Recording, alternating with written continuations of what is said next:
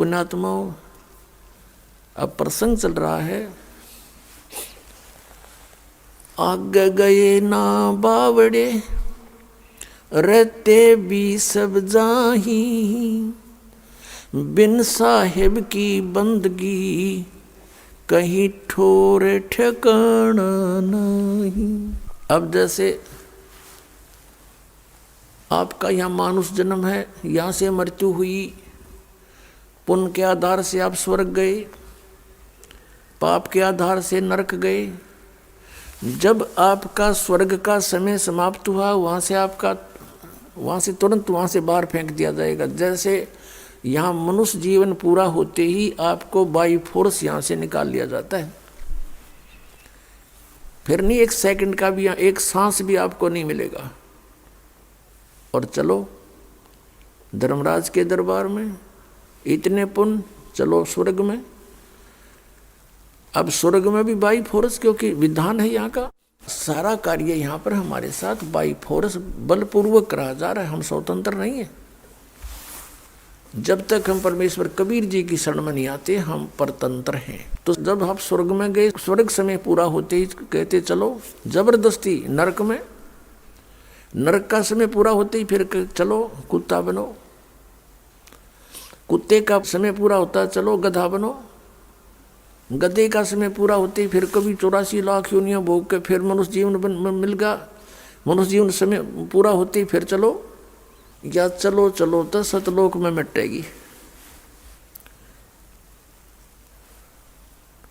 अब जैसे गीता जी अध्याय नंबर 15 के श्लोक नंबर 1 से 4 में कहा है, अर्जुन जिसमें तत्वदर्शी संत तुझे मिले, उसके पश्चात इस अज्ञान को तत्व ज्ञान रूपी शस्त्र से काट के, अर्थात उस तत्व ज्ञान के आधार से साधना करके उसके पश्चात अच्छी तरह समझ के उसके पश्चात परमेश्वर के उस परम पद की खोज करनी चाहिए, जहाँ जाने के बाद साधक फिर लौटकर कभी संसार में नहीं आते। उनकी चलो चलो समाप्त हो जाती है। और पुण्यात्माओं कई भक्त बड़े चिंतित होते हैं। और मुझे तो एक बहुत बड़ा आश्चर्य है कि राधा स्वामी पंथ और धन धन सतगुरु पंथ, जय गुरुदेव पंथ, अंसा देश वाला का पंथ, ये बाल योगेश्वर सतपाल जी का और किसी का भी देख लो, सब कहते हैं भगवान निराकार है। वहाँ पर सतलोक में, जैसा भी ये सतलोक जानते हैं, प्रकाश ही प्रकाश है, चेतन ही चेतन है। आत्मा उसमें ऐसे जाकर मिल जाती है जैसे बूंद समुद्र में। भले आदमियों, ये कोई थ्योरी हुई थारी, ये कोई बात हुई? अरे परमात्मा के लिए हम भटक रहे हैं, परमात्मा से मिलेंगे, उनके दर्शन होंगे। तो अगर परमात्मा वहाँ नहीं है फिर फायदा क्या? अब जैसे ये तो पता नहीं कैसा ये झुंड वहाँ रुका हुआ है इन अज्ञान आधार पर कि वहाँ भगवान है नहीं, प्रकाश ही प्रकाश है, उसमें जाकर समाप्त हो जाएंगे। लेकिन एक आम विवेकशील व्यक्ति भी इस बात को सोचता है। जैसे एक भक्त ने प्रश्न किया, कहने लगा जी वहाँ सतलोक में तो बताओ है कुछ भी को नहीं, मैंने सुना इनसे कईयों से ज्ञान सुना है कि वहाँ सतपुरुष, वो परमात्मा तो है नहीं, प्रकाश ही प्रकाश है, तो हम को नहीं जाओ प्रकूट है, वहाँ क्या करेंगे फिर? जहाँ कुछ भी नहीं है वहाँ दिल लगे नहीं। एक ने तो यहाँ तक कहा, फिर उसको मैंने समझाया, भाई बात सुन, वहाँ सब कुछ है, वहाँ हरे भरे बाग बगीचे हैं, सदाबहार वृक्ष हैं, फलदार वृक्ष सदाबहार हैं, और वहाँ पर काजू किस्मत सेब संतरे सब सदाबहार हैं। वहाँ कोई काम नहीं है, कोई कार्य नहीं करना पड़ता। पुण्यात्मा काम कौन करके? प्रश्न है। आजकल हमने कितनी सुविधाएं कोशिश कर ली बनाने की, रिमोट से टीवी चले, रिमोट से सब कुछ, गेट खुल जाते हैं, बंद हो जाए रिमोट तय। हम सभी व्यक्ति नो सोचें, कम से कम काम करें और सुविधा घनी हो। तो ये हमें सतलोक में प्राप्त थी और हम चाहते मरा नहीं और मरांगे डेफिनेट। तो ये सुविधा यहाँ नहीं, हमें सतलोक में थी। हम चाहे बुढ़ा ना हो, हमारा सुंदर शरीर है। कई तो ऐसे लीडर देखे हैं, नेता और अभिनेता, अपनी वो कराते हैं सर्जरी युवा दिखण खातिर। ये मन की टेंडेंसी है, बस की बात नहीं। एक 82-80 साल की बुढ़िया, और नो कह दिया उसको, बुढ़िया इधर खड़ी हो जा। नो कहते ना बुढ़ी दिखूँ मैं, और दांत भी नहीं उसका, तेरा गजब हुई और बुढ़ी कद दिखेगी फिर। मतलब कहने का भाव ये है कि हम बुढ़ापा स्वीकार करना नहीं चाहते और मृत्यु पसंद नहीं। तो इसका कारण क्या है कि हम सतलोक में थे, वहाँ ये दोनों रोग नहीं थे। गीता जी अध्याय नंबर 7 के श्लोक 29 में कहा है कि अर्जुन, जो उस तत्व ब्रह्म की भक्ति करता है, जो जरा और मरण से छूटने के लिए, जरा माने बुढ़ापा और मरण माने मृत्यु, इसके छूटने के लिए जो प्रयत्न करते हैं वो तत्ब्रह्म से, सारे दात्म ज्ञान से और सभी कर्मों से परिचित हो चुके हैं। वो इस संसार की किसी वस्तु की डिमांड नहीं रखते। तो जरा और मरण तो सतलोक में समाप्त होगा, तो उसके लिए तत्वदर्शी संत की खोज करनी। वो तत्वदर्शी संत जो बतावे उसके आधार से भक्ति करने वाले को फिर वो सुविधा प्राप्त होती है, सतलोक प्राप्त होता, जहाँ जाने के बाद फिर कभी मृत्यु नहीं होती। अब गीता जी अध्याय नंबर 8 के श्लोक नंबर 1 में अर्जुन ने पूछा था कि वो किम तद्ब्रह्म, जो आपने 7वें अध्याय 29 में कहा है। तो गीता ज्ञानदाता ने तीसरे श्लोक में उत्तर दिया 8वें अध्याय के में गीता जी में कि वो परम अक्षर ब्रह्म है।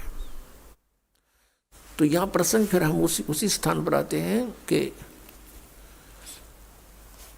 उस व्यक्ति को बहुत समझाया हमने कि वहाँ पर सारी सुविधाएं उपलब्ध हैं, वहाँ दूधों की नदी बहती है, वहाँ दूध खराब नहीं होते, वहाँ ऐसा आहार है। फॉर एग्जाम्पल जैसे यहाँ गंगा का जो जल है ये सतलोक से आया हुआ है, ये इस काल के लोक का नहीं है। तो इससे ही आप आइडिया लगा सकते हो, इस गंदे लोक में भी ये खराब नहीं होता जल, से 10-100 वर्ष रखो इसको कहीं बोतल में। और आपको एक प्रमाण देते हैं, जो हम यहाँ एक कुंभ रखते हैं जो पाठ करते हैं, और पाठी ठीक ढंग से इसका पाठ करते हैं स्वच्छ आत्मा से, तो वो जल उस मालिक की, उस सच्चिदानंद घन ब्रह्म की वाणी के उच्चारण से उसमें इतनी ताकत है परमात्मा की वाणी में कि वो जल गंगा जल से भी श्रेष्ठ बन जाता है। हमारे पास सन 1995 का एक बोतल में जल रखा है, एक बहन के घर रखा था, हम सत्संग क्या करते गाँव में नगर नगर में जाके, तो उसके पास रखा था एक बोतल में, लगभग वो 2-3 किलो की होगी। और वो कहने लगी जी हमारे पास वो मंत्र वो रखा है जल, उसका क्या करूं। ये सन 2009 में उसने दिखाया, 1994 का 15 साल का जल एज इट इज रखा है, न्यू का न्यू, उसमें कित कण भी नहीं किसी वस्तु खराब होने का। तो कहने का भाव ये है कि ऐसे पदार्थ हैं वहाँ पर, वो कभी व्यर्थ नहीं होते। नदी बहती है, दरिया बहते हैं, सरोवर भरे हैं दूध और दही सभी प्रकार की मेवा के। तो मैंने उससे कहा कि वहाँ सारी सुविधाएं हैं। तो वो कहने लगा जी मैं तो बिल्कुल नहीं मानूं, मैं आपका उपदेश नहीं लूँ। भाई क्यों नहीं ले वह, कि ये ज्ञान जो आप बता रहे हो आज तक किसी ने नहीं बताया, और आपकी बात सारी सच्ची दिखे क्योंकि प्रमाणी से बताओ। लेकिन आत्मा मेरी फिर भी नहीं मानती कि वहाँ कोई होगा, क्योंकि आज तक किसी ने यह बात बताई है कोई नहीं, और बताई नहीं तो फिर भक्ति किसने करी होगी, और भक्ति नहीं करी तो वहाँ गया कौन होगा। मैं तो ना जाऊँ क्योंकि मैं हूँ धुन का पक्का, वो कह रहा था, और मैं जिस काम के लगता हूँ मैं पक्का पूरा करके छोड़ दिया करूँ, और मेरी धुन लागी तो मैं भक्ति करूँगा गणी। मुझे चिंता है कि कहीं मैं वहाँ पहुँच जाऊँ और कोई भी ना पावे, मेरा जी ना लागे, मैं ना जाऊँ कती भी। मैंने कहा भाई एक बात बता, मान ले तेरी या मृत्यु हो जा और तू कुत्ता गधा सुअर बनेगा, फिर के जी लग गया। नो बोला जड़ घूमते फिरते तो दिखे जाएंगे, कोई बात ना, गधा से ही। तो हमारी इतनी टेंडेंसी, इतनी वृत्ति गिर गई कि हम इस लोक को इतना पसंद करते हैं कि यहाँ यही ठीक से चाहे कुछ भी हो जाए। इसका कारण क्या है? इसका कारण अज्ञान है। और वो स्थान अभी तक किसी को पता नहीं था। इसलिए अब ये जो मैं हैरान हूँ इस बात से कि जो राधा स्वामी पंथ वाले, धन धन सतगुरु पंथ वाले, ये जय गुरुदेव पंथ वाले बोली आत्मा, और ये मरने तैयार हो रहे हैं कि उड़ा डूब कर मरांगे सारे। इनकी रुचि राचि ना है, बस वो बैठे इकट्ठे हुए, ये गारंटी देता हूं मैं। जब वहाँ कुछ है ही नहीं, इनकी रुचि कैसे बन सकती है? चलो वहाँ चलांगे इधर भगवान, और हम भगवान को देखेंगे, उसके दर्शन करेंगे, आत्मा खुश होगी, और उसके रोम, एक रोम को करोड़ सूर्य मिला दे, करोड़ चंद्रमा मिला दे, इतनी रोशनी है भगवान की। अब जो प्रसंग है वही आते हैं कि बिन साहिब की बंदगी कहीं ठोर ठिकाना ना। ये ठोर ठिकाना फिर सतलोक में। श्रीमद् भगवद गीता अध्याय नंबर 4 के श्लोक 32 और 34 का निष्कर्ष है। 32 में कहा कि धार्मिक यज्ञों की, यज्ञ माने धार्मिक अनुष्ठानों की जानकारी सच्चिदानंद घन ब्रह्म ने, यानी ब्रह्मणे मुखे, सच्चिदानंद घन ब्रह्म ने अपने मुख कमल से बोल के जो ज्ञान दिया है वो तत्व ज्ञान है, वो सच्चिदानंद घन ब्रह्म की वाणी है। गीता अनुवादकर्ताओं ने ब्रह्मणे मुखी का अर्थ यहाँ पर गलत कर दिया। उन्होंने वेद की वाणी लिख दी, क्योंकि ये तो विचलित थे, इनके पास वो मास्टर की नहीं थी या सृष्टि रचना का ज्ञान था नहीं जिससे सब सदग्रंथ खुल सकते हैं, जिस कारण से इन्होंने अर्थों के अनर्थ कर डाले। श्रीमद् भगवत गीता अध्याय नंबर 7 के श्लोक नंबर 18 में अनुत्तमम शब्द का अति उत्तम कर रखा है। बता, छठी कक्षा के बच्चे ने पूछ ले, उत्तम माने श्रेष्ठ, गुड, अनुत्तम माने बैड, और ये बैड का अर्थ गुड लिख रहे हैं। बुद्धि मारी गई इनकी, क्योंकि इनको ज्ञान नहीं था। 18वें अध्याय के 66वें श्लोक में वर्ज माने जाना होता है, इन्होंने आना कर रखा है। गो माने जाना होता है, उसका कम लिख दिया, आना कर दिया। तो काहे के विद्वान थे ये? क्योंकि इनको ज्ञान नहीं था, अज्ञानी थे। अब प्रसंग चल रहा है कि चौथे अध्याय के 32वें श्लोक में कहा है कि सच्चिदानंद घन ब्रह्म की वाणी में धार्मिक अनुष्ठानों की जानकारी विस्तार से कही गई है, और वो परमात्मा ने स्वयं आकर के ज्ञान दिया अपने मुख कमल से। वो कबीर वाणी है, और कबीर वाणी को समझने वाले भी कुछ ही संत मिलेंगे, सभी नहीं है। तो चौथे अध्याय के 34वें श्लोक में कहा है कि जो तत्व ज्ञान सच्चिदानंद घन ब्रह्म की वाणी में, कबीर वाणी में है, उसको, वो तत्व ज्ञान है, उस तत्व ज्ञान को तू तत्वदर्शी संतों के पास जाकर समझ। विनम्र भाव से प्रार्थना करना, कपट छोड़कर बात करना, वो तत्वदर्शी संत तुझे उस परमात्म तत्व का ज्ञान कराएंगे। अब 15वें अध्याय के 1 से 4 में स्पष्ट किया है कि उल्टे लटके हुए संसार रूपी वृक्ष को, उल्टा लटका हुआ संसार रूपी वृक्ष है, ऊपर को इसकी जड़ है, वो तो परम देव पुरुष है, वो परम अक्षर ब्रह्म समझो, और नीचे को तीनों गुण रूपी शाखा है।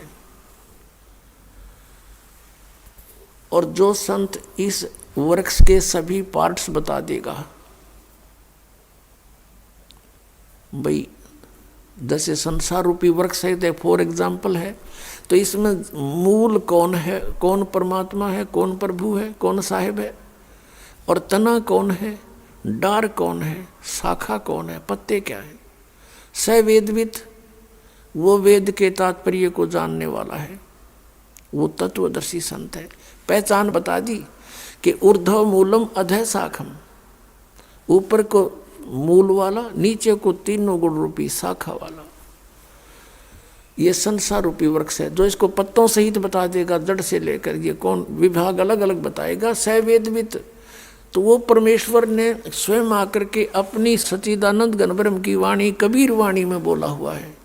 अक्षर पुरुष एक पेड़ है, निरंजन वा की डार, और तीनों देवा शाखा हैं, ये पात रूप संसार। ओए होए, अक्षर पुरुष एक पेड़ है, सरपुरुष वा की डार, इस तरह समझो। जैसे गीता जी को समझना तो ऐसे समझो इस वाणी को। गीता जी अध्याय नंबर 15 के 16-17 में मंत्रों में कहा है सरपुरुष अक्षर पुरुष, और 17वें में कहा कि उत्तम पुरुष तो अन्य इन दोनों से भी अलग है, वो परम अक्षर पुरुष है, जो 8वें अध्याय के 3रे श्लोक में जिसका विवरण है। तो यहाँ परमात्मा ने बताया है कि अक्षर पुरुष एक पेड़ है और सरपुरुष वा की डार, और तीनों देवा शाखा हैं, ये पात रूप संसार। अब देखिएगा एक बार से, पुण्यात्माओं, आप पहली कक्षा के बालक हो, यानी प्रवेश है आपका आज आध्यात्मिक यूनिवर्सिटी में। अब से पहले तो आपको कॉमिक्स पढ़ाई जाती थी, आपको नावल पढ़ाए जाते थे, बेतुकी बातें सुनाई जाती थी, वो अध्यात्म ज्ञान नहीं था।